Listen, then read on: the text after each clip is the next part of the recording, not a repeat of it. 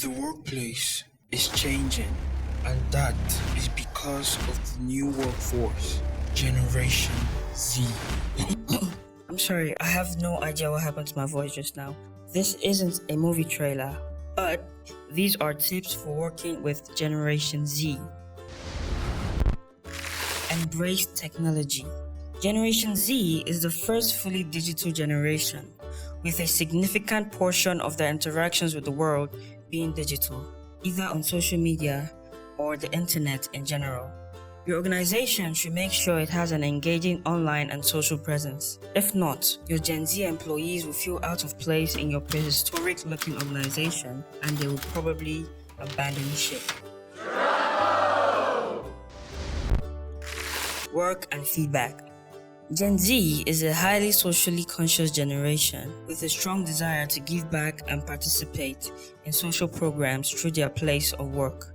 Explain to them how and why their position is important to the company and how it fits into the bigger picture, as well as providing regular and meaningful feedback.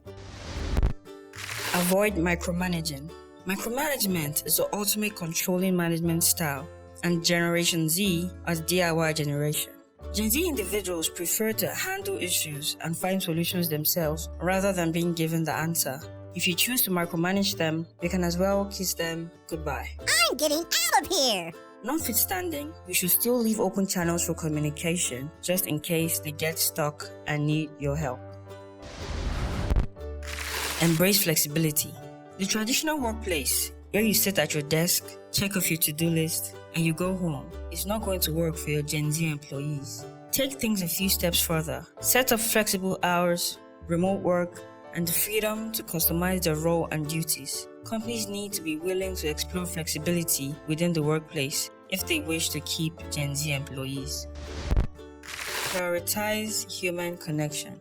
Despite being known as the tech generation, Gen Z places a higher value on face-to-face interactions. This generation seeks a collaborative, team-friendly environment and craves positive relationships at work that go beyond online or social media contact. Have we missed out on anything? Let us know in the comments. Tune in next week for part 2 of this episode, and please don't forget to subscribe. Till next time.